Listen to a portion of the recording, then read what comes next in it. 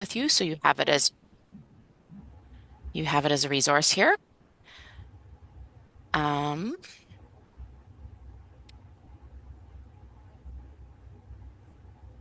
okay. Betty, does my screen look good? Not yet. Yes, now it does. Okay. All right. Welcome everyone to our second intergenerational community of practice here this year. This is our core national intergenerational of practice. It is supported by Healthy Aging Alberta and the Core Alberta platform, but it's also supported by the Core Canada platform. Um, and we are a national community of practice that we have monthly events to discuss different intergenerational topics and themes. So today we are presenting Engage at Every Age. And before we get going, I will do a land acknowledgement here. Um, I would like to recognize that in the spirit of our journey to promote reconciliation, we'd like to honor the truth of the shared history and acknowledge the many First Nations, Métis, and Inuit who've lived in and cared for these lands for generations. We're grateful for the traditional knowledge keepers and elders who are still with us today and those who have gone before us. And I am currently tuning in from Treaty 7 territories and Mohkinstsis, which is otherwise known as Calgary. Um, and the Treaty 7 territories are the traditional lands of the Blackfoot Confederacy, including the Kainai, Piikani, and Siksika nations, the Yahe Nakota, including the Chiniki, Bearspaw, and Goodstoney nations, and the Tsuut'ina. I'm also tuning in from Métis Regions 5 and 6. And I do want to acknowledge that because we have an international audience today, to acknowledge all the traditional lands that we are tuning in from across Turtle Island and from across the world here, um, and our privilege to live and work and grow in these lands, um, and be able to hold events like this, from the spaces we're coming from.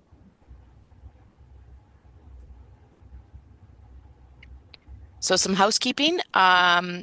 Keep yourself muted for the event. We will have lots of time for conversation and discussions.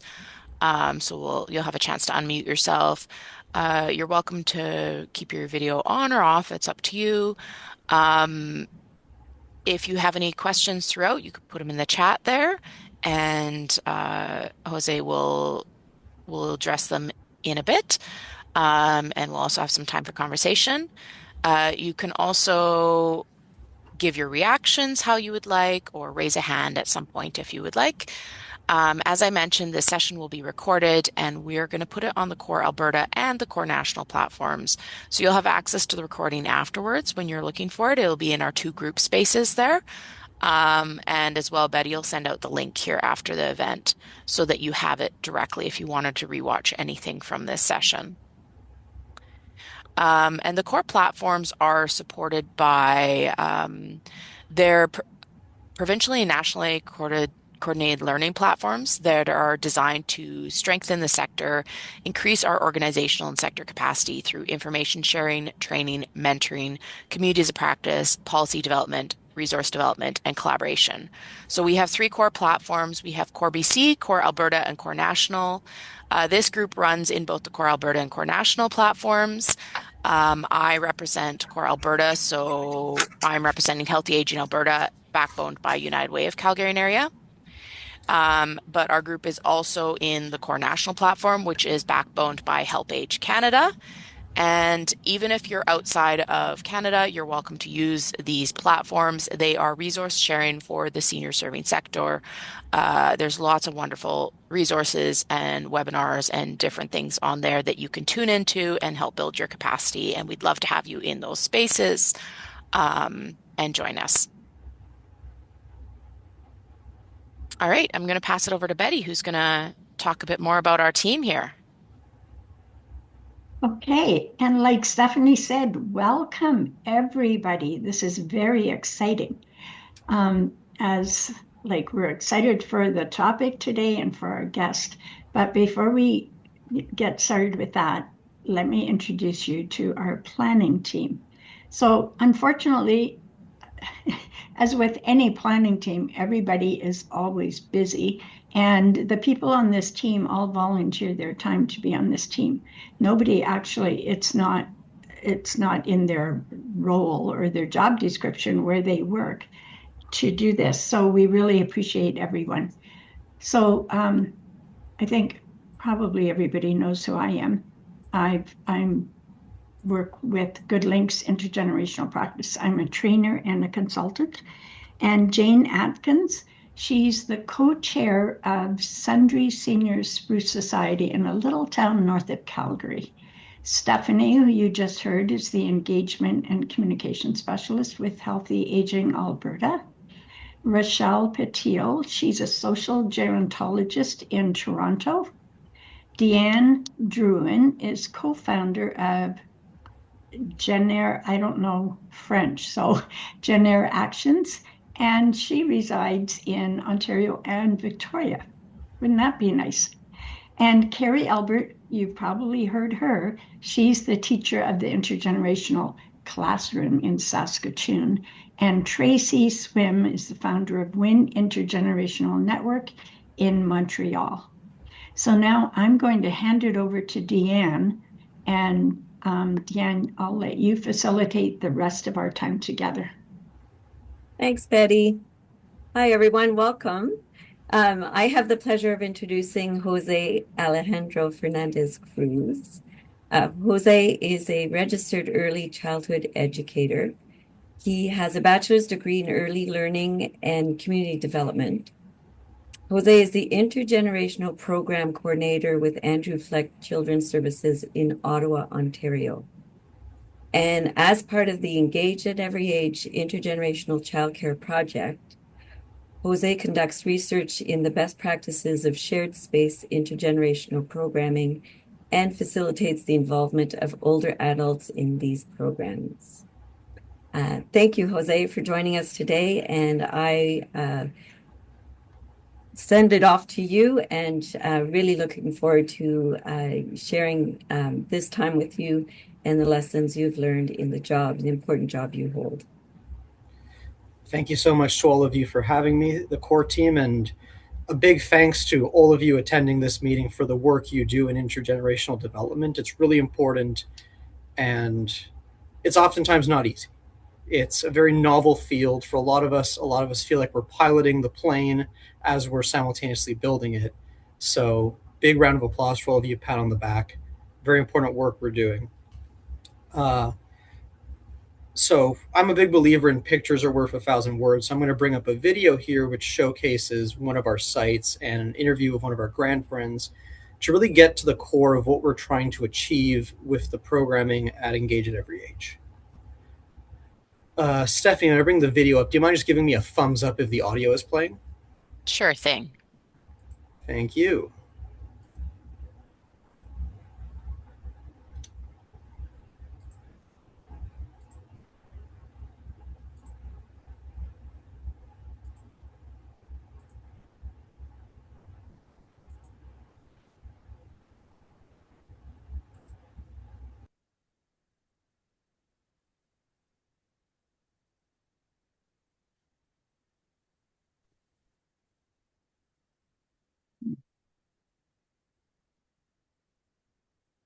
And take care of my granddaughter Bronwyn. You're And of good to course, they go. went back to work. Now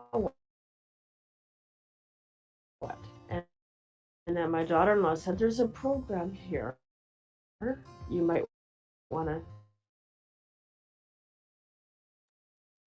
Jose, it's cutting in and out here for us.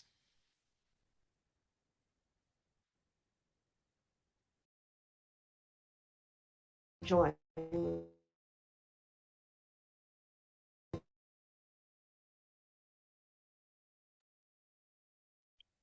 Jose, can you hear me?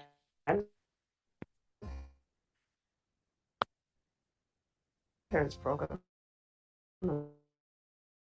I said, "Sounds like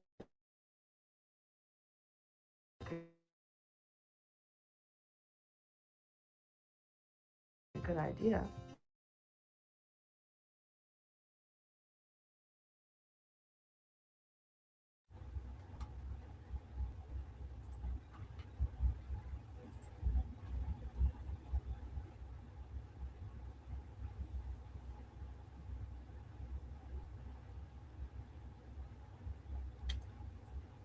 Sorry, just waiting for my slideshow to come up here.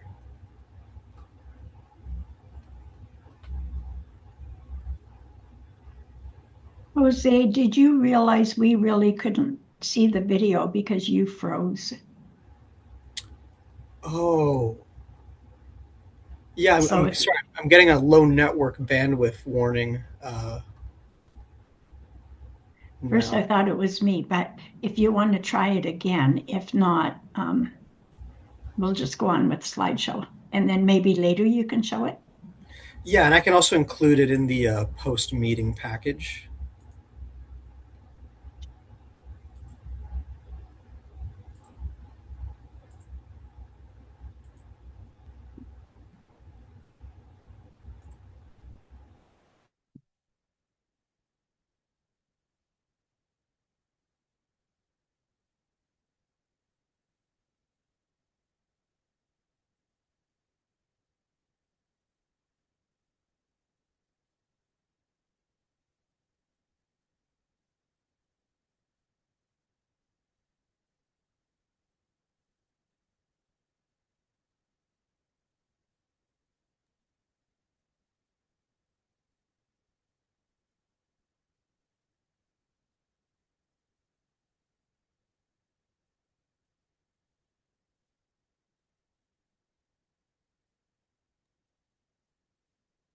Stephanie, I'm just wondering if you can help Jose with his presentation.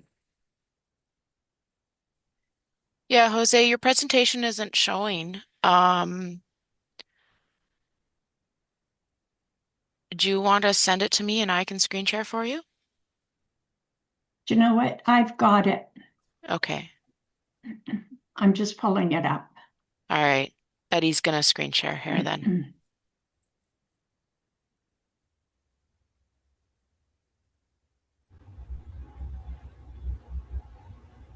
Okay, Jose, I'm going to bring it up for you, okay?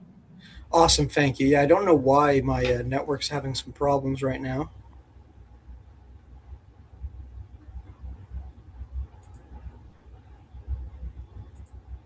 Okay. Oh, okay. So I just have to figure it out there.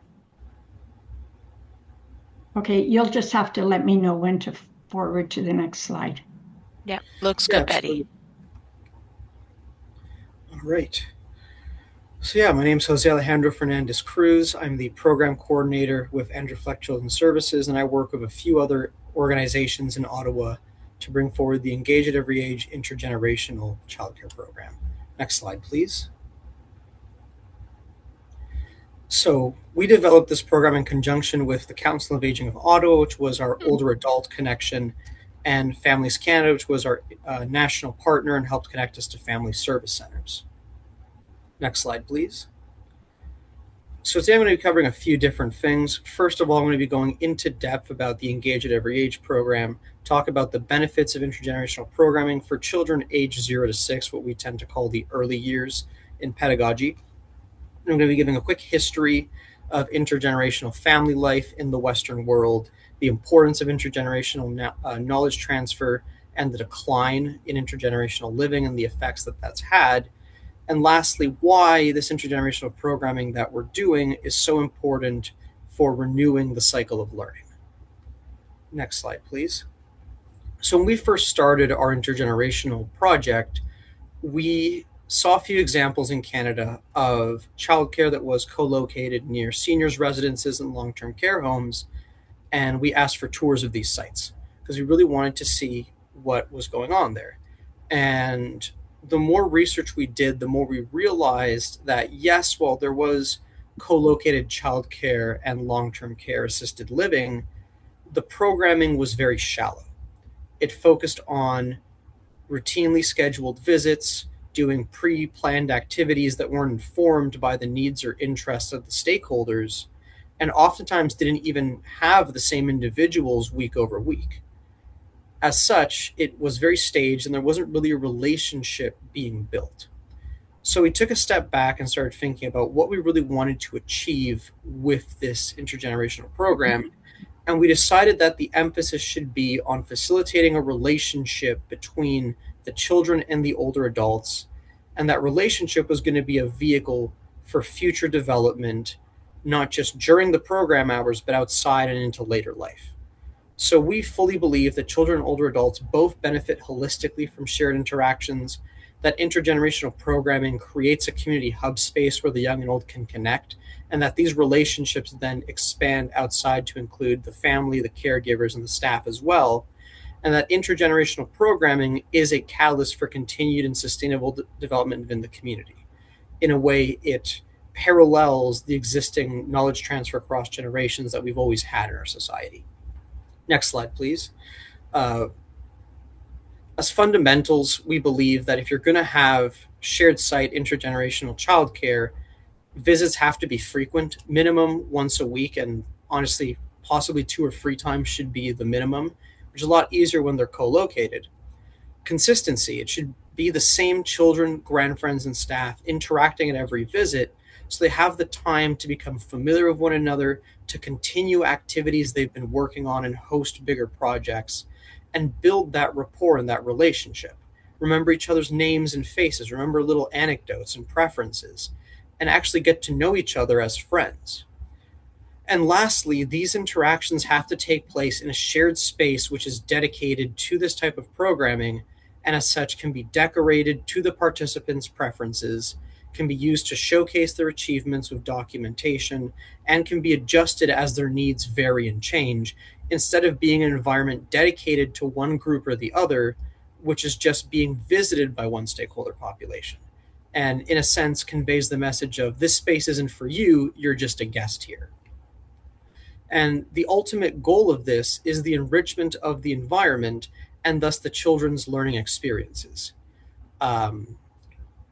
Pedagogue Loris Malaguzzi wrote a book called The Thousand Languages of Children, and in it he believes that every adult present in the learning environment brings their own separate element to the learning environment. And so we believe that bringing in older adults makes them co-learners and educators, and they bring a lifetime of talents and skills and interests to the children, which they wouldn't normally have access to. We've seen grandfriends who, for example, we had one grandfriend who had been programming since you had to punch holes in a massive booklet of paper and feed it into the machine. And so she was able to give the children an explanation of how computers and iPads work in a much more sophisticated sense than any of the educators. And so that turned, what would have been a no iPad conversation into a more meaningful learning opportunity. We've had people who've been gardening for years, and so they are able to adjust that knowledge to be age appropriate, but nurture children's passion for outdoor learning and exploration. Next slide, please. So I'll briefly be going over a summary of our sites and delivery methods for this type of programming. The first is Mooney's Bay Intergenerational Early Learning Center, which opened in spring 2022. Originally, this was supposed to be a site that was co-located with a mixed age living campus. It was going to have a long-term care tower. It was going to have some independent living. It was going to have some assisted living. But unfortunately, because of the pandemic, that developer had to give the land back to the city, and we were left without an intergenerational partner. So we did a pivot, and we reached out to seniors in the community who are already volunteering and who especially had a background working with children's and in social work, and wanted to keep that alive in their day-to-day activities. And so the space was already purposely built to be intergenerational. The classrooms are much larger to accommodate there being more adults, including ones who possibly have mobility aids in the space. There is a lift. There is also 2 community rooms located on either floor. So again, there is that dedicated intergenerational space that isn't necessarily for older adults or children, but is made for these activities and can showcase the achievements of these interactions. And we've been inviting older adults from the community, especially ones who are independent, can drive themselves, and have a lifetime of opportunities they want to bring to the children. And now we've more recently been branching out to receiving visits or going to visit a nearby long-term care home. Next slide, please.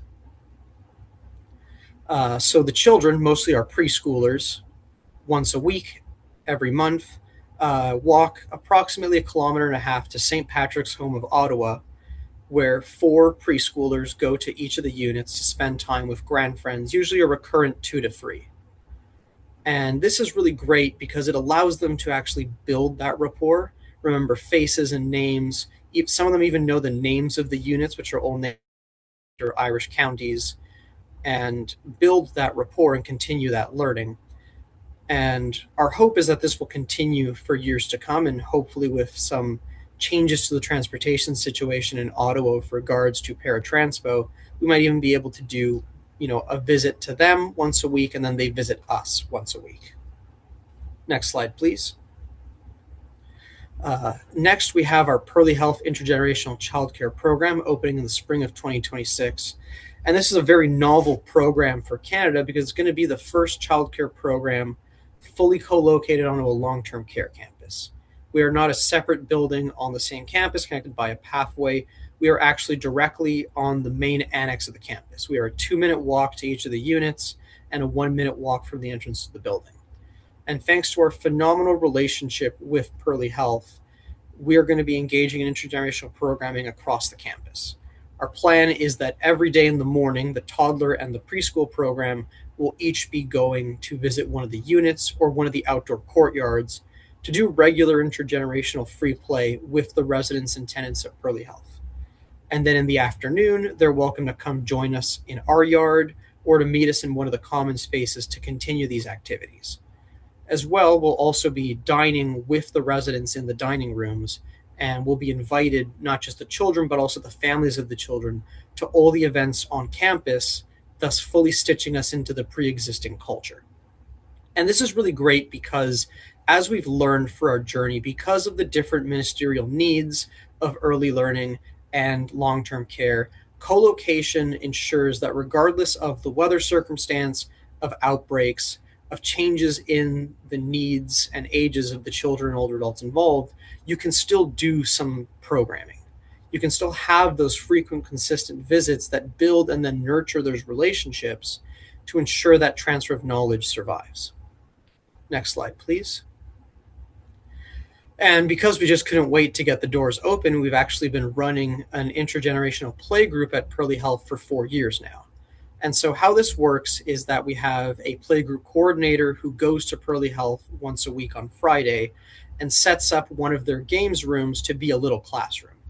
And then residents, tenants, and their families are welcome to come join the families of children who attend the playgroup in first free play, and then an organized group activity, and then circle time with a book reading and then some songs. And this has been tremendously popular and has already nurtured some connections. The gentleman in the picture there, John, has been adopted by one of the families who live in the community. They invite him to birthday parties, to Thanksgiving, to Christmas, to their Canada Day barbecue, and they come to visit him on campus and very often alongside his wife. And that's exactly what we want to do, is we want to provide a space where these relationships can organically blossom and then give these, the stakeholders the tools to continue this relationship outside, especially for children in later life. Next slide, please. And then another site where we had implemented this program was at our Capital Child Care Center located on Bank Street in Ottawa. And this was actually a very tough lesson to be learned for us in the importance of purposely designing shared space childcare and co-location. Because this is a childcare center which is located in the basement of a historic church in Ottawa. There's very limited changes we can actually make to the environment because it is a heritage building, and refurbishments are select. And even though it's in an area where there is a very mixed demographic and a lot of older adults who are very keen and interested, the space itself was very hostile to their participation. And so we had to transition all that interest to either Mooney's Bay or the playgroup. Next slide, please. And so there's a lot of research which is done on the benefits of intergenerational programming for older adults, but really not as much for the children, which is kind of unfortunate but understandable. It's very hard to get children in the early years to meaningfully go through a survey or research interview process.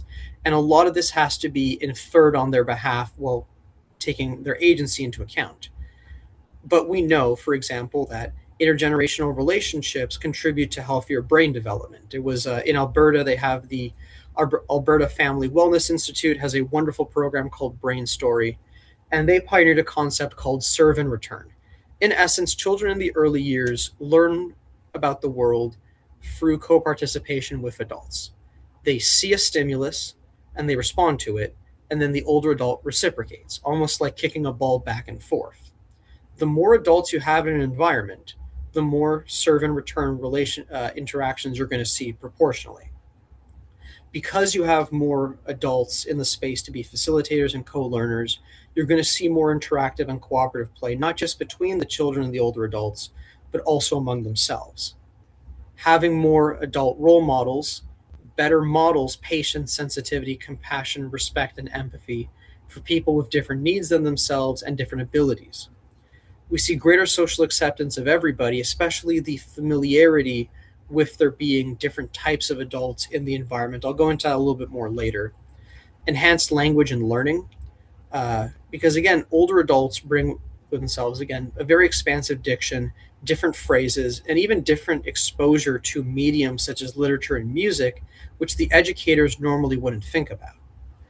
And also increased behavioral awareness, because again, the more older adults that we see putting on sunscreen, sitting at the table, washing their hands, putting on a hat, the more these behaviors are normalized. Next slide, please. And of course, we know about the benefits of intergenerational programming for older adults. Improved quality of life and purpose, as you might have heard in the interview with Charlene. There's a lot of people who lived a life where you worked for 35, 40 hours a week.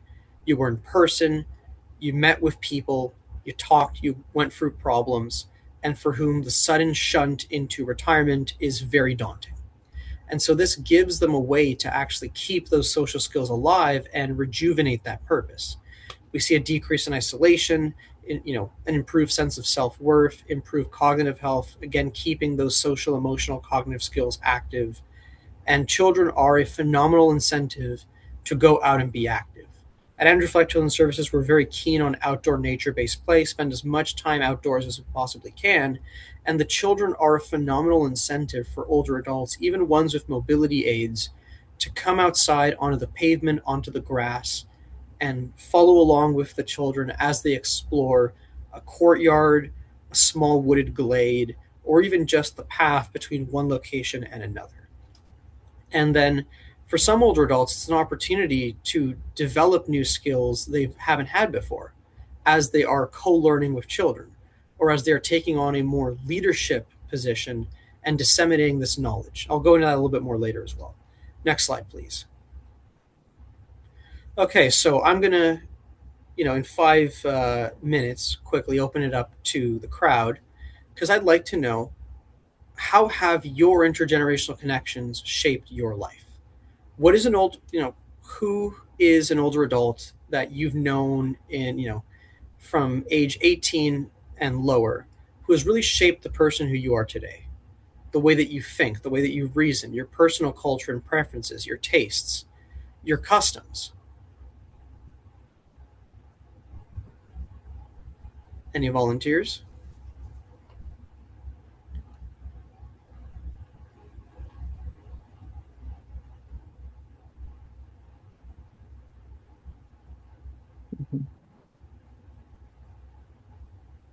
If anybody's willing to just turn their camera on or just speak up, you don't have to put up your hand. We're just happy to share. But I'll start with I grew up in a small community, and it was neighbors that had an influence in my life because they were older adults but very much believed in community. And they stopped to talk with us. They stopped to not necessarily play and interact, but certainly engage. And so I was fortunate enough to grow up in a town where there wasn't division between age groups. Everybody was actually interacting with each other, and that very much shaped how I learned, but how I interacted with people of different ages and felt comfortable doing it.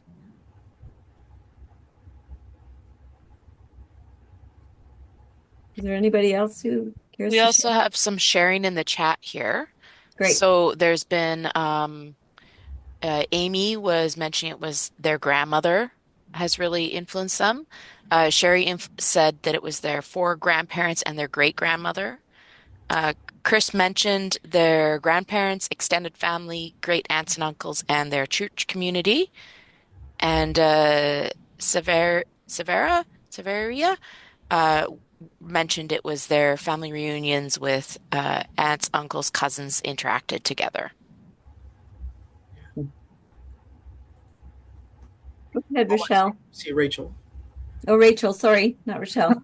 That's okay. I think Jose, my grandparents and like everyone is like out of the country. So growing up, I don't remember having any intergenerational. However, when I had my babies in the town that I live in, they did have an intergenerational program.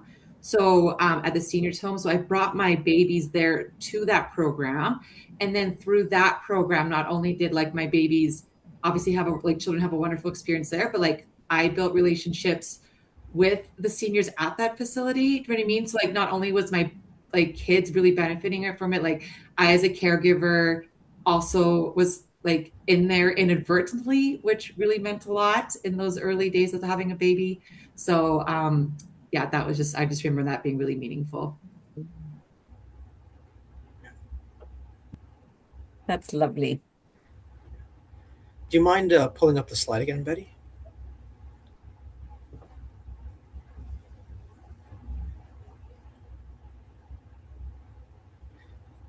Thank you.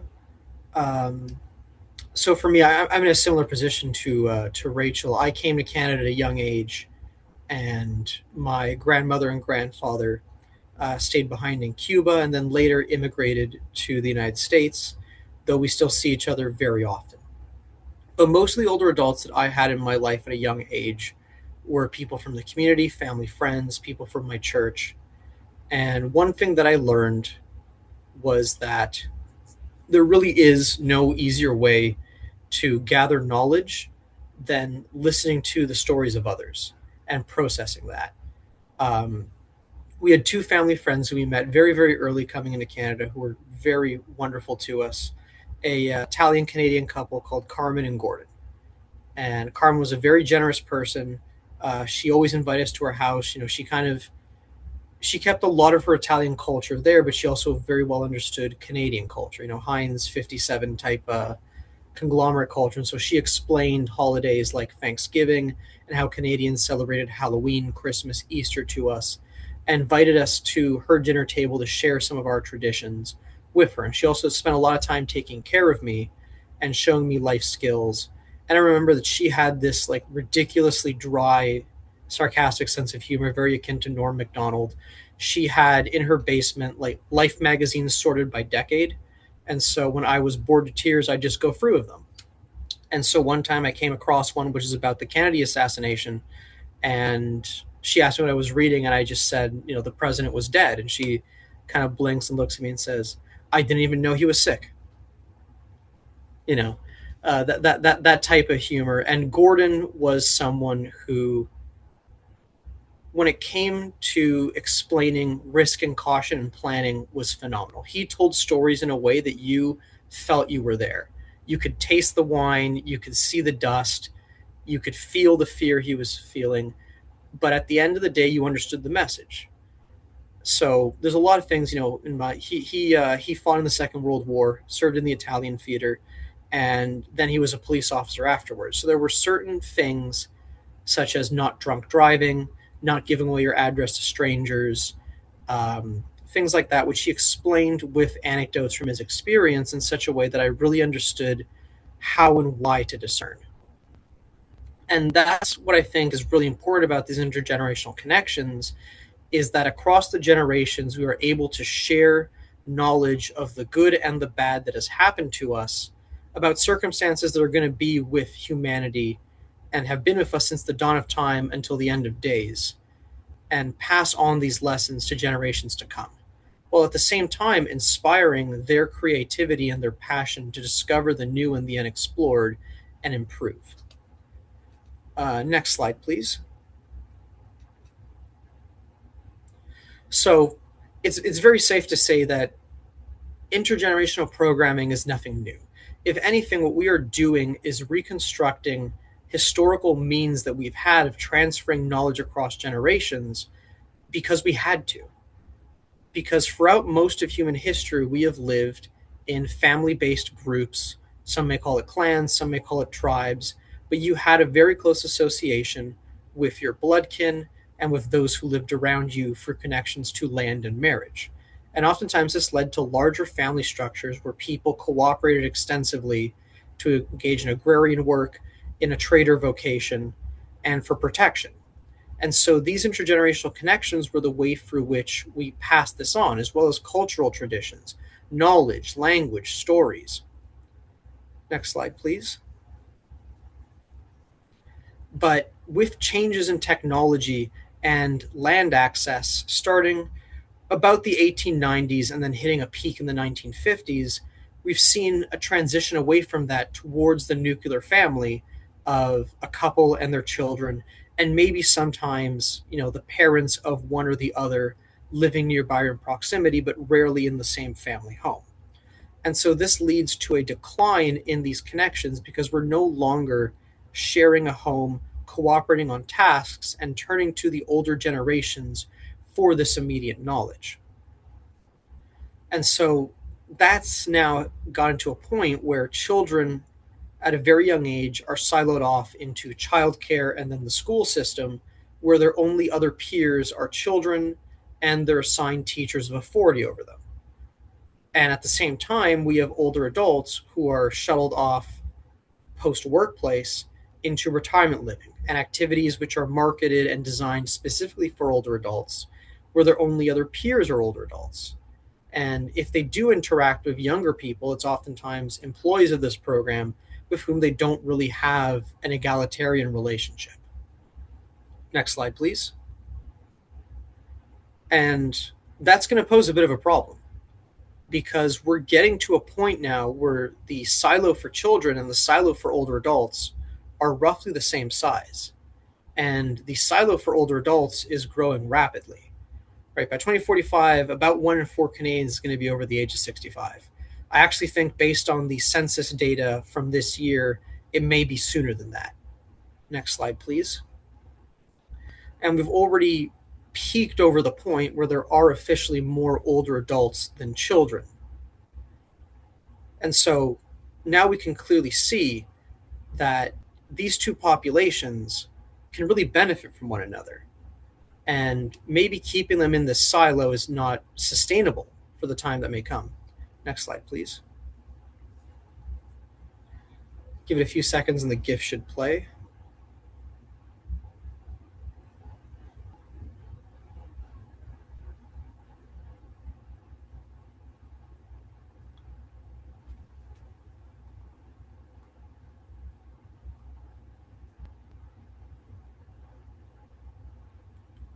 Okay, no problem. Next slide, please.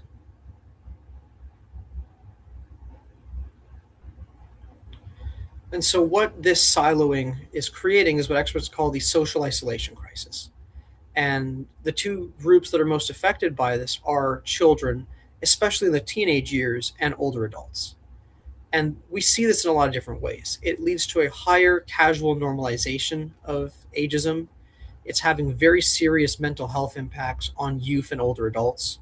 The increased division between generations, especially in the way we talk about each other, think about each other, the way in which we project our own insecurities onto the other, or turn the thoughts and concerns of other generations into straw men to tackle, and the erosion of community and cultural connections, which have always served as a transfer of knowledge, which means that a lot of these problems are festering under the surface and not being meaningfully addressed. Instead, they are being just mildly maintained, but then growing with every subsequent generation, even possibly decades. Next slide, please. And so, in brief, on ageism, we see a lot of internalized ageism, which is that negative messages that we autonomously believe and project onto ourselves, interpersonal, which is the ones that we then project onto others, Internalized ageism, for children and older adults, children and older adults, specifically that I can think of, is that a skill or ability is beyond them. Because of their age or because of what they already know, they're not going to be able to do something, and thus they shouldn't even bother. Interpersonal is that self-enforcement that, because you're older, you shouldn't get on the chair. Because you're younger, you shouldn't worry about that. And then institutional, which I think is the most severe and the one that we don't really think about, which is that the way our regulations and laws are set out naturally enforces and maintains these silos and really does emphasize physical health over emotional and mental well-being, and doesn't address these barriers that continue to get worse as we age. Next slide, please. And so the ageism towards children hits a peak in health. So toxic stress caused by the hormone serotonin in children who are exposed to consistently stressful situations and aren't able to vent by turning to an adult or receiving assistance to an adult has lifetime impacts. Serotonin is adrenaline on steroids. It is fight for your life or just sink in and suffer through it. And when it's in your brain, it prunes all other neural connections you have to focus on the immediate survival. Consistent exposure to this quite literally erodes your ability to be a lifelong learner later in life and to be resilient and to be adaptive. Socially, it causes distress. It creates a sort of self-maintained helplessness, reduces the likelihood that children will reach out for help, and also reduces the chance that they will internalize pro-social and conflict-solving behavior. And developmentally, as I mentioned before, it increases the likelihood that they will settle on negative antisocial behaviors and reduce any chance to bridge outwards later in life to healthy connections and outlets. Next slide, please. And towards older adults, we very well know that ageism is associated with a shorter lifespan because of all the isolation effect, the reduced likelihood to reach out for help or to seek proper medical assistance, and the loss of that use it or lose it mentality. I think a lot of what goes into our personal health is mental. It is that desire to get better, that desire to persevere. And if you feel that all you are doing is being a drain and being maintained by your loved ones in the system, there isn't that autonomous incentive to be better or to make those lifestyle improvements. The social factor leads to not just social isolation, but then that domino effect where you have, then damage to mental health and physical health, lack of physical activity, and the complete erosion of quality of life, and then economic. Older adults who feel that they are, again, a drain, or who don't feel that they have the necessary skills or are told that they don't, to fully be autonomous and take care of their own well-being, are at greater risk for poverty and financial insecurity in older life. And they're also more likely to be taken advantage of by others who can spot them. Next slide, please. So I've done a lot of talking about what the situation is, what the situation was, and now I think we need to have a conversation about how we actually go about fixing this, some of which all of us are already in the process of doing. But I don't think that you can accurately resolve a problem unless you are prepared to diagnose and discuss the cause. So that's what we'll be going into in the next couple of slides, is really breaking down where the gap in the intergenerational transfer of knowledge has occurred and what we can all do to provide a remedy in the short term, which will then lead to long-term renewal and sustainability. Next slide, please. So we're going to have a conversation about millenarianism, summarized in the meme there with the pyramid, which says, how the flip did they build this without team calls, pitch decks, or AI-powered workflow optimization programs? How many times have you met somebody who is trying to sell you something or wants you to vote for something or has fully internalized the belief that they are incapable and that a new piece of technology is going to completely revolutionize the way that humans interact with each other and society more broadly? millenarianism is the developmental fallacy which believes that there is a coming fundamental transformation in society, everything afterwards is going to be different, and that this is going to be a radical transformative event. And this is the developmental fallacy nowadays that everybody believes in to some extent. Everybody has in some way, shape, or form internalized a part of this because we are bombarded with it daily. It is a cornerstone of the way we live our lives and the way that we see society. So there's one thing, anything I ask you to take away from this presentation is to stop believing in this, because it is not true. If you study history, you'll see that people have always been people, the good and the bad. And even though technology makes processes more efficient, it doesn't change the nature of people.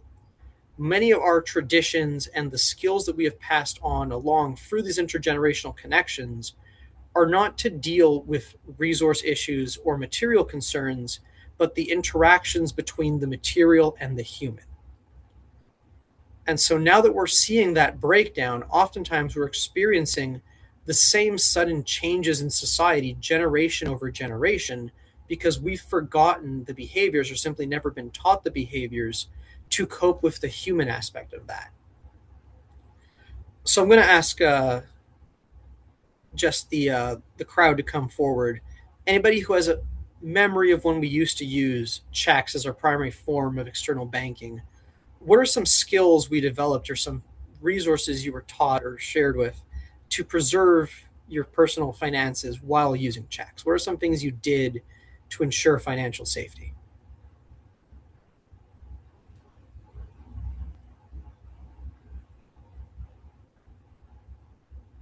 Can you give us an example, Jose? All right. I'll say don't leave your checks lying around. Don't let anybody take a picture of it. And don't pre-sign checks either. That's right. I remember traveler's checks, and you couldn't leave home without them. And Yeah, if you correct. did leave home without them, you had to hide them because people could take them, endorse them, cash them in, exchange them. And so I never quite understood why they were safer. Yep. Yep. Right? You'd think. And yet it became popular. See a lot of very good things about signatures, initials. Yeah, don't give out a blank check. Initial, if you were changing something to post date it, absolutely correct.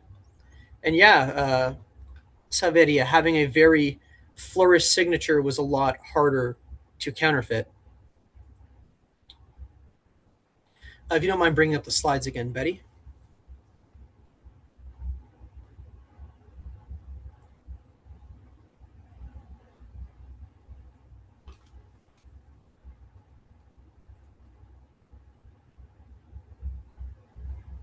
Yes, never leave a check in the car. In a car, in your bag, anything that people might have access to. All right, next slide, please. So for the younger crowd, what are some things that we do to safeguard our bank cards? Well, I know one is don't put it in an easy place where it could be scanned. And also have a little bit of discernment about the machine or the location where you are tapping your card.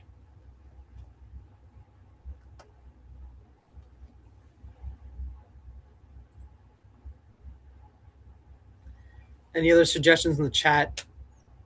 Things we do to safeguard our bank cards and credit cards?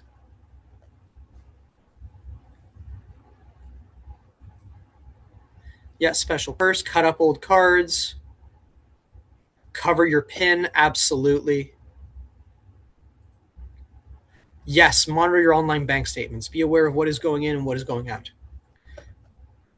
Yeah, so I think I've made my point here. We went from having various different notes and checks and coins to having paper checks because it was supposedly harder to steal and faster. And now we have bank cards, which again are supposedly harder to steal from and faster. But they're still thieves and they're still scammers.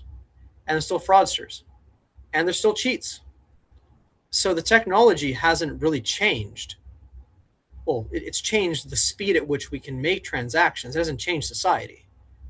And all these skills, which our parents and grandparents developed and passed on and have been with us since commerce was a thing, it all bundles together into prudence and discernment.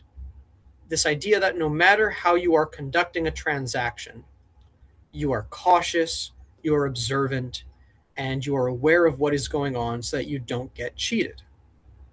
And so, what we see a lot with millenarianism is the belief that because this transformation has already come in society or is pending, it's coming tomorrow, just you wait, what the skills and knowledge that people in previous generations had is no longer relevant. And you don't have to listen to them because this new thing, this new way of living is a totally different ballgame. And oftentimes this even works retroactively into creating all sorts of absurd canards and stereotypes about what life was and the hardships or lack thereof of people in previous generations in order to make ourselves feel better about that lack of change in human nature despite the technological improvements. And that isn't to say, I don't think it's productive to look down on people who have come to believe this, because we all do to some degree. It's become very normalized. But it's very important to recognize that distinction between technological improvement and social change in the greater sense. And so going forward, when we think about interactions with people, when we think about changes in technology and changes in behavior, it's important to recognize that just because the situation has improved doesn't mean the skills that are relevant to its previous iteration are in any way, shape, or form inferior or irrelevant. Next slide, please.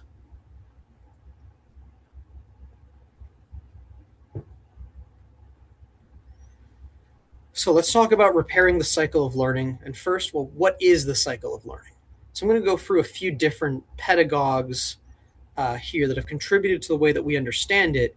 So you'll see the breakdown going from the broader society to the individual. First, we have Oswald Spengler, a historian and philosopher who pioneered the cyclical theory of history. That is, that history is not a linear improvement over time, but a cycle akin to a living organism. Societies come into being from their elements, they grow, they improve, they take on challenges, and then eventually they begin to stagnate and decline. And this has followed us through human history in large-scale social patterns and dynamics akin to a lifespan. And I include a quote there which kind of summarizes his view on the importance of intergenerational knowledge transfer, which is that we are all caught in the current of unceasing change, and our lives are but a ripple in it. Every moment of our conscious life links the infinite past with the infinite future. If you take part in both, you will never find the present empty. So that's to say that your life is dedicated to taking the lessons learned and the challenges overcome of the past and instilling that into the next generation to ensure that they have that knowledge and then your additional knowledge of your lifetime going forward. Lev Vygotsky read Oswald Spengler and was very interested in that based on also his own observations of how children develop and a lot of the archaeological work being done at the time. And so he pioneered the cultural historical activity theory, in which scaffolding used oftentimes in pedagogy for children and young adults takes place. And so what he pioneered essentially was the idea that the way in which we are taught is an interaction between what is going on right now and especially the socio and cultural interests of the moment. An example that he puts forward is that if you look at children's toys from ancient Mesopotamia, we're talking about 6,000 years BC, children were being taught how to play with model boats and games that required precision and accuracy, and also construction of fences and palisades to stop things like lions and wolves getting in. So in a way, adults were taking their own concerns of the moment and finding developmentally appropriate ways to express that to children and then through play, introducing the problem-solving process to them at a young age. And through their play and through interactions with the adults in their lives, the children were able to build upon that and already begin to plan their solutions for the future. And this is pretty well summarized in his phrase that through others we become ourselves. And then lastly, Piaget broke it down into stage theory, the idea that societies and also individuals progress through predetermined stages based on what our brains can understand. The idea that as an infant, when you see the world mostly through your senses, there are some things you understand and some things which you are learning. And then as you continue to grow and the world expands its horizons, you seek new teachers, you seek new material means, and you are going forwards as later an adult to enter these stages of self-identification and maturity. And all along the way, you have adults as teachers, and you have society as the backdrop that is giving knowledge to you based on the broader concerns and interests of society at the time. I'm sure, if we go back and we look at what children were playing with just after the moon landing, there was a lot of interest in the extraterrestrial and space exploration because that was a buzz. In much the same way that if you go look at classrooms nowadays, especially in the early years, you'll see children who've kind of latched onto that idea of work from home. And so when they engage in dramatic play and construction play, they're very interested in subconsciously homes that have a work-life balance, or the idea that, the office, the kitchen, the bedroom can be fluid. And that's something that we as adults are mediating alongside them in our conversations, in our own exploration, and we transmit this on. So when a child interacts with older adults, we are keeping this process alive. The older adult is sharing the knowledge they've accumulated over a lifespan of surviving and enduring and overcoming challenges, as well as the things that they are not going to realize in their lifetime. And they are passing that on to children in a way that nurtures their curiosity through play, which is the vehicle through which children explore the world. Next slide, please. And so we see that knowledge transfer. On the left here, you have the zone of proximal development, which in summary is the idea that all learners have things which they can do and things which they cannot. And straddling that is a zone where the challenge in learning lies. And that is where it's important to have a teacher or a mentor who can assist you through the process, who can explain it to you, who can engage in exercises with you. Or if we're talking about mental pursuits, can reason with you or begin to pass on that language and cultural aspect. And this is something that we do nowadays in schools, but has always existed with humans as we've learned from our peers and our elders. And then this breaks off into a more complex structure I'm not going to go into in great detail, where you see a combination of the learner, teachers, all the other members of the community who are transmitting knowledge, the rules of that society, the cultural practices, and the division of labor all come together to shape how an individual learns and what they learn and the importance that learning has in their future development. Next slide, please. But here comes the problem. There is a break in that chain of intergenerational learning because much of that learning is coming exclusively from the school and from the parents. And oftentimes we see situations where children don't understand the instruments of culture and don't understand the rules because the background reasoning has never been explained to them. They don't have those personal family anecdotes that explain why we don't run when we cross the street, why we look both ways, right? It's not fully transmitted in that personal sense that we use to learn. And then the parents independently don't have the means of reaching out for additional support within their own family network or connecting with someone else who, for a specific life lesson or objective, might have a stronger background to connect with that child, or might even simply share the same passion and explain to the parents how to best communicate that to the child. And this hasn't just happened in one generation, but a few. And so we're seeing this, slow momentum of society hit a road bump, overcome it slowly, and then don't quite pick up the same speed as before. And we see this manifested in a lot of problems which we have historically overcome, making a slow resurgence again. I think a perfect example we can bring about is the surge in outbreaks and pandemics of diseases we had thought we had long since vanquished. Because we have a lot of people who are misinformed, getting their information from not just dubious sources, but also a lack of personal family experience with this disease. We don't have very many people who've heard firsthand the effects that smallpox or polio can have on a family or on a community. And so that concern doesn't resonate with them. Next slide, please. So this is my last interactive activity that I want to bring out to the group. For all of you who work in intergenerational programming, I want to ask you, what are some lessons you want the children who graduate from your program, who age out of it, to take with them going forward? And it can even be as simple as one lesson or one change in their worldview, a social skill. And I'll start with children in the sensory motor stage, so infants and young toddlers. At the Engaged at Every Age program, we want them to be familiar with older adults. We want them to recognize that older adults can be friendly, they can be peers, and it is comfortable to have them in the environment. It is comfortable to sit and read with an older adult. It is comfortable to play hand over hand with an older adult.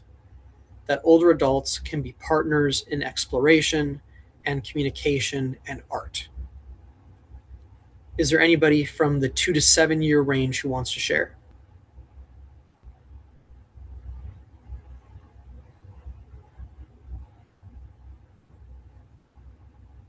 I'll share something. In my group, what I see for many of the families that are attending the program with Intergen is that they don't have the grandparents figure or the elders figure. Many of them are immigrants, so they don't have that. So it works both ways for them. So it's great to have that figure and the connection with their children, with the elders. And also for the elders, many of them, their young families have moved out of the big city because of the housing expenses. So it's nice to have young children around them. Yeah, I see someone put in the chat, older adults can and are responsive caregivers. And we also have the transfer of French language culture and the construction of the Francophone identity. That's huge, especially now that we understand that children begin to build their identity much earlier than we thought, as young as sometimes as 2 or 3 years old.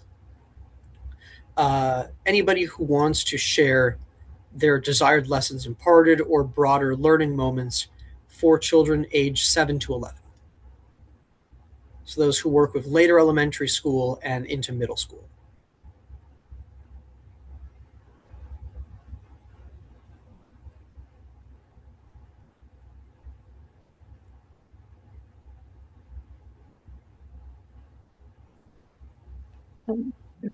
I'll weigh in just because in working with the grade 5 and 6s in the past, I witnessed how in helping and engaging, they were developing a social skill of service, and that was encouraged so that as they grew older, they would volunteer in the sector of working with older adults, and then maybe later that would become part of their identity, but also lifestyle in giving back and community engagement. And so that servitude or that those early leadership skill development in helping, I observed and hope that they would take forward. Yeah, and the reciprocity of the relationship. Older adults provide, maybe they don't provide tangible labor or material benefits, but they provide knowledge and expertise. And then we reciprocate with effort and support. Yeah. Yeah, reduction of ageism and prevention of violence against elders, very important. And lastly, anybody who works with children 12 plus into adolescence and possibly even early adulthood. What is the big takeaway you want for the children and young adults who participate in your program?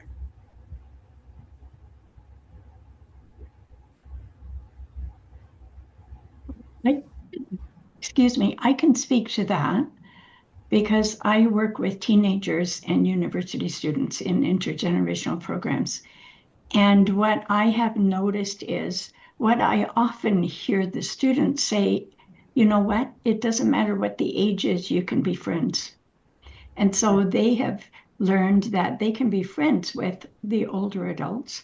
Also, it's reduced ageism. And what was a surprising and very positive outcome in actually a lot of the high school students, because I've done this for over 10 years, is the students that, as a result of being in an intergenerational program, they have changed their career goals and they've gone into gerontology.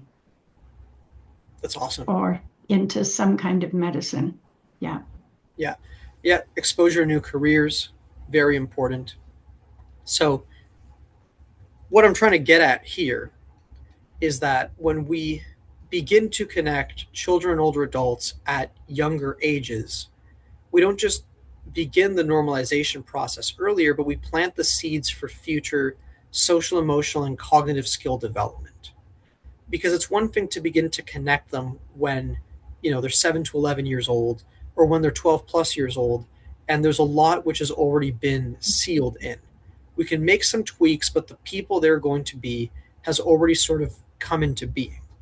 But if you start earlier and you reinforce that idea that they can be peers, that they can be co-learners, it allows for much more significant changes in later life with regards to what they can learn alongside older adults and ultimately their perception of older adults. Next slide, please. So, a big part of this that we all can have a hand in is creating dedicated spaces, because we know that the environment is the leading cause of adverse behaviors, and it's also a catalyst for relationship building. You don't want to go meet somewhere where it is loud and rambunctious, the furniture is uncomfortable, and you also don't feel represented in the way it's decorated. And so if we are hosting intergenerational programming in spaces which are either very or subliminally hostile to the participants, it's not going to stick. And this isn't just something as intergenerational program providers, but also as citizens in general in the conversation about how we design outdoor and indoor community activity spaces. Next slide, please. So it's important that there be convenient seating, that there's a variety of choices, that the seating allows for interactions, whether that be hand over hand play, face-to-face conversation, side-by-side co-observing something.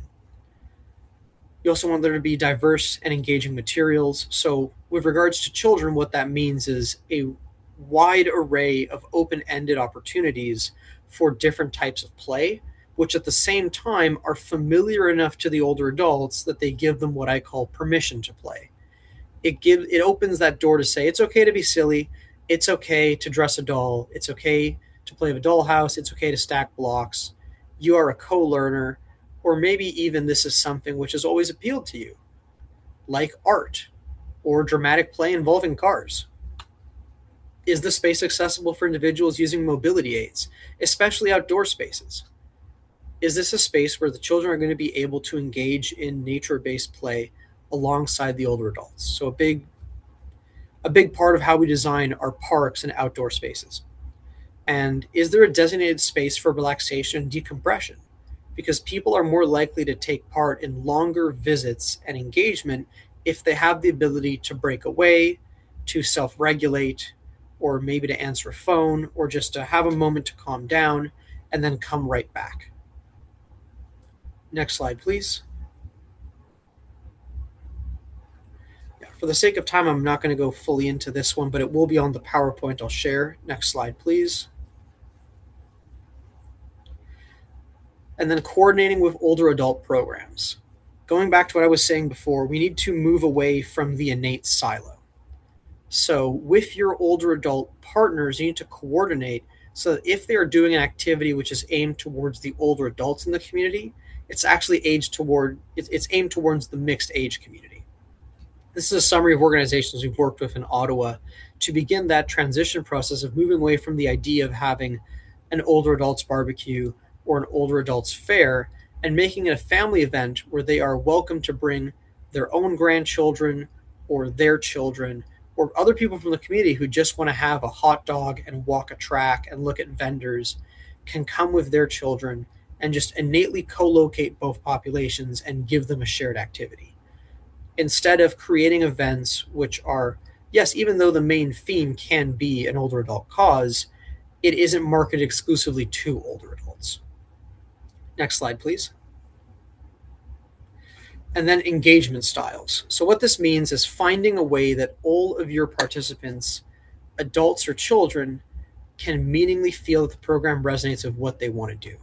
So for passive participants who just want to observe, who just want to be there and soak in the energy of what's going on, that means giving them sight lines, giving them the ability to interact with prompts only, and a place where they can comfortably sit and not feel like they're in the way of the activity. And also the understanding that their participation doesn't necessarily have to be committal. For those who want to directly engage, sit side by side with other participants, want to make sure it's intentional and personal. You want to make sure that the activities are reciprocal, that if they're doing any sort of play or any sort of project, that there is some part of interest which is informed by the older adult and the other part by the child, and that it's ultimately goal orientated, right? The children want to do such and such with play, and the older adults want to transmit a certain skill. They want to coach children. They understand what their participation is doing in the long run. They understand what their purpose for being there is clearly. And then you have what we dub the active participants, who are the ones who want to be leaders and team builders. They want to be the ones to shepherd participants from one end to the other. They want, they take initiative, they bring materials from their own home, they bring skills they've had, and they want to be involved in planning the activities. And they also want to build community. It's very important for there to be an effective continuum across generations that we make sure these people have meaningful ways to contribute, they feel that their contributions are valued, and that they see there is room for growth and continuation. Because when we lose these active participants, we're losing a very key community shepherd and champion who can help connect us to the young and the old in our communities. Next slide, please. And most importantly, we have to network across the intergenerational continuum. So what this means is that in your locality, if a child goes to an intergenerational early learning center or attends an intergenerational play group, or their kindergarten program has an intergenerational component, then elementary school has exactly that, with age-appropriate improvements that are responsive to their skill growth. And then high school has exactly the same. And then there is a similar program which continues to connect them to older adults and gives them a skill ceiling into young adulthood. If we want there to be continuity, if we want them to take these skills that they are internalizing and grow them by encountering new challenges and finding new teachers, and then eventually transmit that to somebody else. If we want to renew it, because there's only so many band-aids we can put on this without staunching the flow of what's really going on, which is that we don't have a lot of organic means for intergenerational knowledge transfer. So with this intergenerational programming continuum, you're allowing that to renew in a way that gradually gives the children and the young adult more autonomy. And it replicates the pre-existing structure society has always had. And the impact is going to be more meaningful because with frequent and consistent involvement through childhood into young adulthood, honing all these socio-emotional and cognitive skills, they're then going to go into later life and say like, oh, the older adults I work with, the older adults I live near, the older adults I go to church with, it is okay to be peers and friends with them. It is important to connect with them. There are things that they know that I should internalize or even just be friendly with them. And eventually, one day, when they are themselves an older adult, they will see it as being comfortable to play with children, to share skills with children, to find means of connecting with children, whether it be in their own lives or outside, and transferring what knowledge they have accrued over their lifetime while they still can. And that is how we ensure that these programs are sustainable in the long run and eventually renew that which we've lost in society because of economic and social factors. Last slide, please.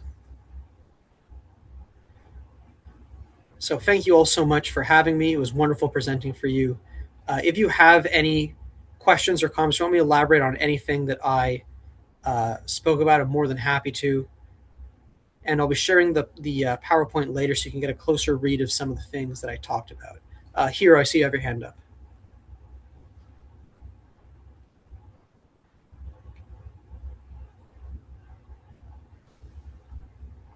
Hi.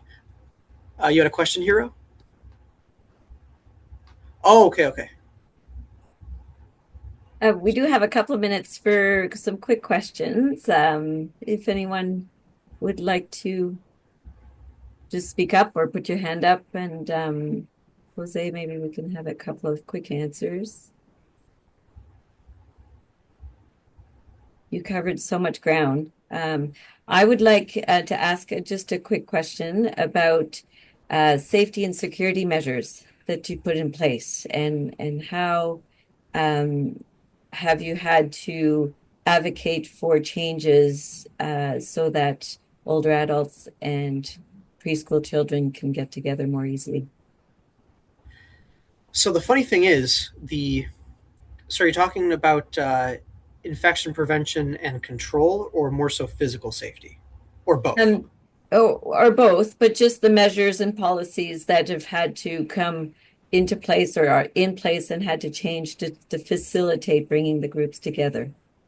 So funnily enough, in Ontario, our policies for both are very, very similar. It's just the wording is different. So what we've developed is joint policies for Pearly Health, which balance our existing AFCS policies or the way that we handle, numerated codes, an outbreak in childcare and long-term care, into a joint policy which isn't just a safety measure, but also includes a backup saying, if we are an outbreak, then we will be doing this art activity at the window so they can still see each other and interact. For St. Pat's and also Mooney's, we have an interview process. We talk extensively with volunteers and participants about what we're looking for, and we also try and get a read on on how they want to participate. So far, we haven't had any case of there being someone with dementia or behavioral concerns who couldn't take part in the program in any extent. It's just a matter of how.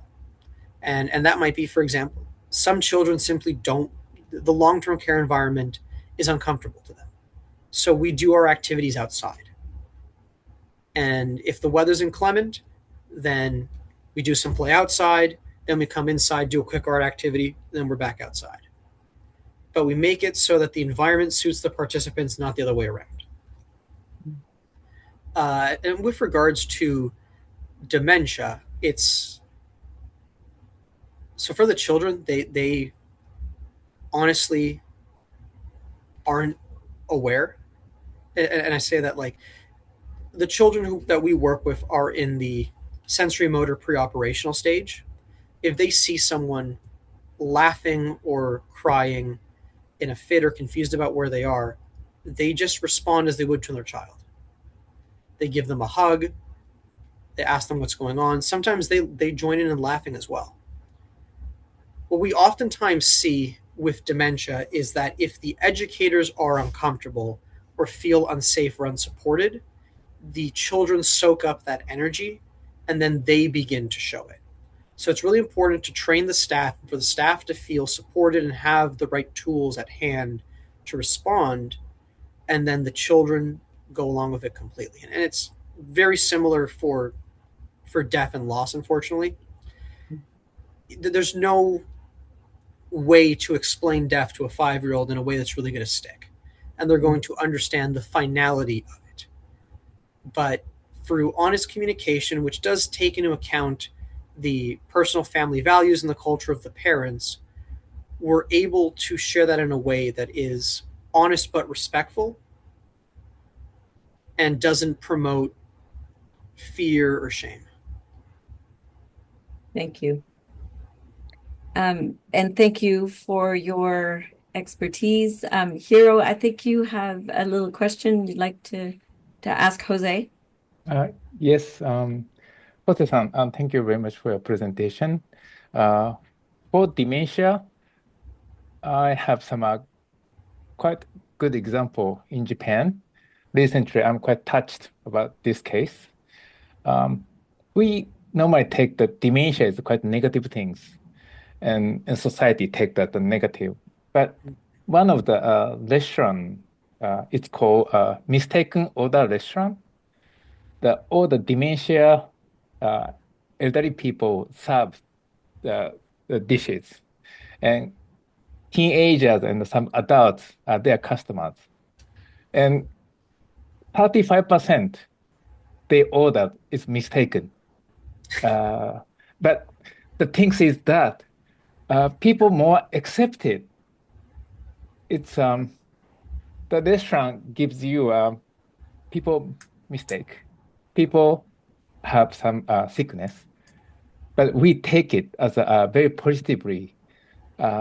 That kind of ambience we normally in the society we don't feel, but this kind of restaurant give us we people mistake, and we can take it as a more positive way.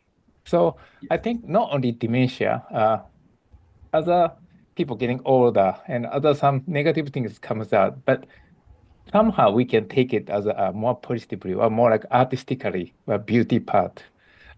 So I think there's a lot of good possibility will comes. Yeah. Thank you. Absolutely. And just accepting that it is a part of life. It happens to many of us. And that Mm. doesn't mean in any way that, just because it is an illness doesn't mean that the person with the illness is worth any less or any less capable or should be involved any less. And I'll tell you right now, I don't think there is any way you could easily explain to a 3 or 4 year old that the person they're playing with has dementia and Mm. isn't really following on with the conversation because of how similar that behavior is to children who are thinking a mile a minute. And they go from dramatic play to sensory play. As far as they're concerned, they're just doing the same. Mm. Thank you. Thank you. And thank you on behalf of the National Intergenerational Community of Practice. And I'll even say it's the International Intergenerational Community of Practice today. You have so much knowledge to share, and you share it so passionately.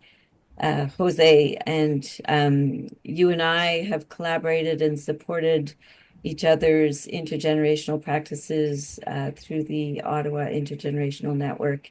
And I feel the pride and the joy in saying that it has grown now because there's more people who are sharing in the work that they're doing so that we can work on patching that flow of and continuum of important intergenerational connections from age 0 all the way to, the wisdom of an older adult and all that life experience. And so thank you. Thank you for today and your presentation. And we all look forward to learning and working alongside you in years to come. Thank you all so much for having me. And again, big round of applause for everybody in the meeting for all that you do to create intergenerational programming, regardless of the age or needs of the participants. Mm. It's phenomenal work. It's very necessary. It's not always the easiest, but you persevere and you strive on. And my hope is that more and more people working with a variety of different age groups will join networks like this, will find people in their own city or nearby who work with a different age group and provide an on-ramp for the next stage of intergenerational program development. Thank you. I'll maybe hand it over to Betty to help us wrap up and talk about our next event in March.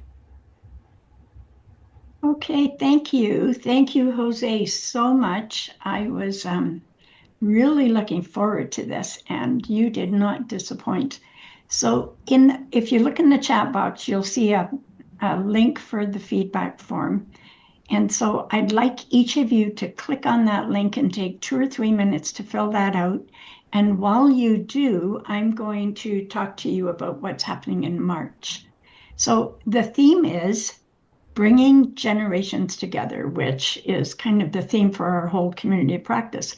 But as most of you know, the last week of April is Global Intergenerational Week. It's hosted by Generations Working Together in Scotland, and they collaborate and actually have recruited a number of countries to work with them over the last few years. And so Lorraine George from that organization is going to come and talk to us about Global Intergenerational Week in April and how we can be part of that. And then Sarah Leon, I think I'm saying her name right, she's with Volunteer Canada, and they are the Canadian lead for Global Intergenerational Week. So she's going to come and talk to us about what Volunteer Canada is kind of organizing and has in mind for us for that week.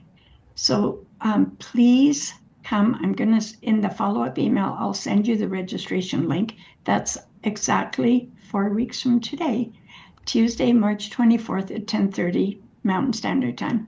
And they are going to talk about Global Intergenerational Week. And then also June 1st is is National Intergenerational Day in Canada. So we'll probably touch a little bit on that in March, but the main focus in March is to really make you aware of what's happening around the world. Intergenerational work is actually a movement around the world, and it's fantastic. So please take your time and complete the survey, and I will see you again in March, and look for a follow-up email tomorrow or the next day. Thanks, everybody. And if you have any last-minute comments, let's hear them.